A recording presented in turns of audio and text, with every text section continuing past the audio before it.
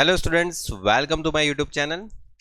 तो students, BA की आपकी एग्ज़ाम है और बीए की एग्ज़ाम के लिए मैं आपको यहाँ पर एक रिवीजन टेस्ट पेपर 1 और एक दूसरा रिवीजन टेस्ट पेपर 2, ये दो टेस्ट पेपर दे रहा हूँ। ठीक है, अब ये एक रिवीजन टेस्ट पेपर है, मतलब आप लोगों ने अभी जो कुछ स्टडी किया होगा उसके साथ एक बार मैच कर लेना कि आपने कौन से क्वेश्चन प्रिपेयर किया है और कौन से क्वेश्चन आपने बाकी रखा है। ठीक है, और आपका जो न्यू पेपर स्टाइल है वो किस तरीके से आएगा वो भी आपको यहाँ से आइडिया आ जाएगा। ठीक है, तो बीए का SY BCom सेमेस्टर 3 अक्टूबर नवंबर 2023 जिसके आपके एग्जाम है, न्यू स्टूडेंट्स मतलब कि न्यू पेपर स्टाइल जो है उसके हिसाब से टोटल 50 मार्क्स का। और यहाँ पर किस तरीके से आपका पेपर स्टाइल रहेगा देखते हैं। देखो, ये जो पेपर है वो मैं आपको टेलीग्राम चैनल पे शेयर कर दूंगा और वहाँ पर जाके आप ले सकते हो ये पूरा पेपर। और जो पेपर 2 है उसके लिए मैं वीडियो नहीं बनाऊंगा, उसके लिए आप सीधा टेलीग्राम चैनल से उसको डाउनलोड कर लेना। ठीक है, अब यहाँ पर पेपर 1 में जो मैं इम्पोर्टेंट चीज़ है वो आपको एक बार समझा देता हूँ। पेपर 2 आप सीधा डाउनलोड कर लेना। ठीक है, और टेलीग्राम चैनल की लिंक मैं नीचे डिस्क्रिप्शन में दे दूंगा, आप वहाँ से ले लेना।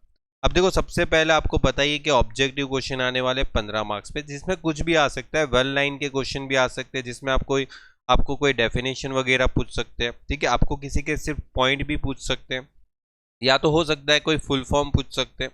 ठीक है, ये मैं सिर्फ बीए के लिए नहीं बता रहा हूँ, आपको हो सके तो इकोनॉमिक्स, अगर आपका बैंकिंग है बैंकिंग में भी काम आ सकता है। ठीक है, एमसीक्यू चलो आ सकते हैं, फिल इन द ब्लैंक भी आ सकती है। ठीक है, काफ़ी सारी कॉलेज की इंटरनल में पूछा ही था तो आपको पता ही होगा।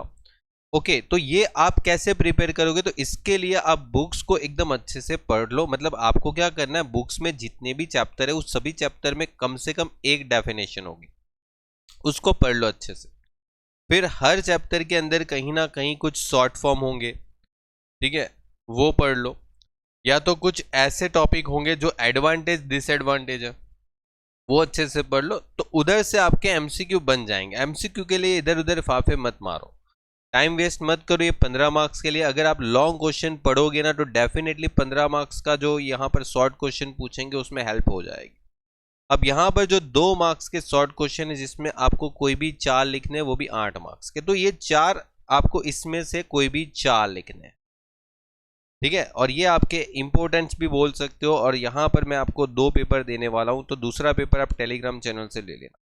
तो यहाँ पर आप जितने भी क्वेश्चन दिख रहे हैं वो आप एक बार पढ़ लेना अच्छे से। ठीक है, सारे इंपॉर्टेंट क्वेश्चन ही है, आप देखोगे तो प्रीवियस ईयर के पेपरों में बार बार पूछा है, आपके इंटरनल के एग्जाम में भी पूछा हुआ है।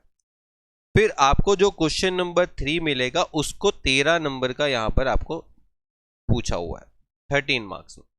अब 13 मार्क्स में आपको हो सकता है कि 7 और 6 के कॉम्बिनेशन में मिले ऑप्शन में।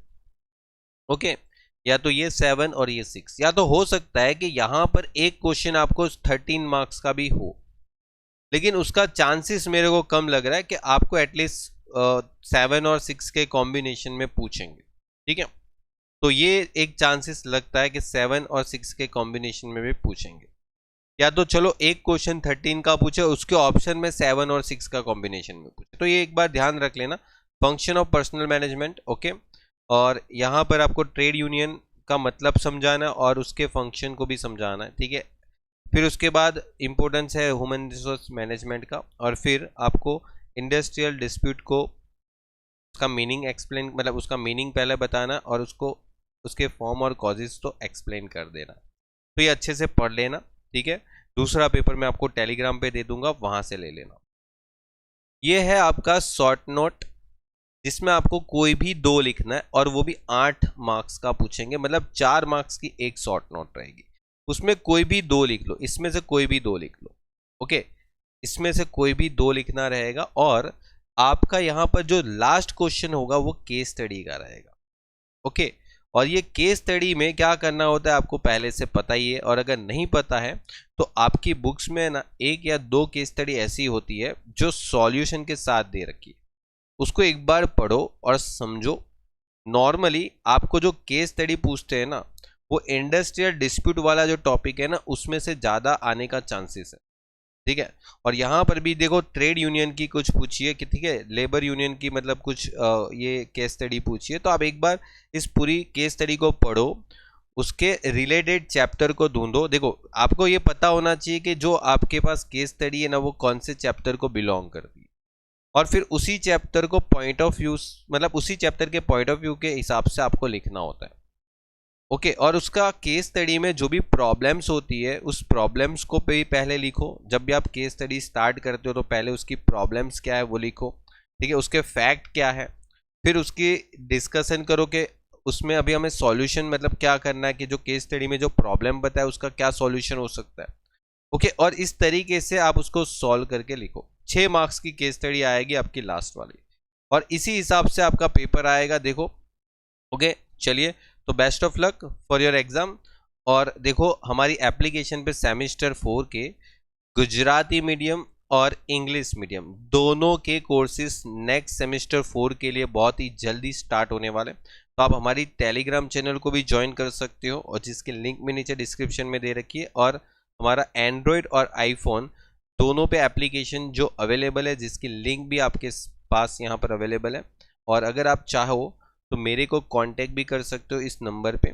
कोई भी प्रॉब्लम है, कोई भी डाउट है, तो आप मेरे को वहाँ पर मैसेजेस कर सकते हो। मेरे को जब भी टाइम मिलता है मैं फ्री होता हूँ, आपको रिप्लाई ज़रूर दूंगा। ठीक है, चलिए, गुड बाय और टेक केयर, मिलते हैं नेक्स्ट लेक्चर में।